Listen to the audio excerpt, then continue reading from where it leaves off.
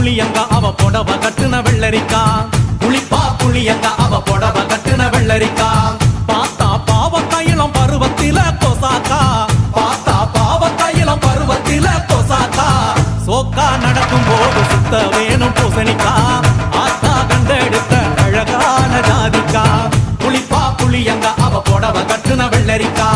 புளிப்பா புளியங்க அவ புடவ கட்டுன வெள்ளரிக்கா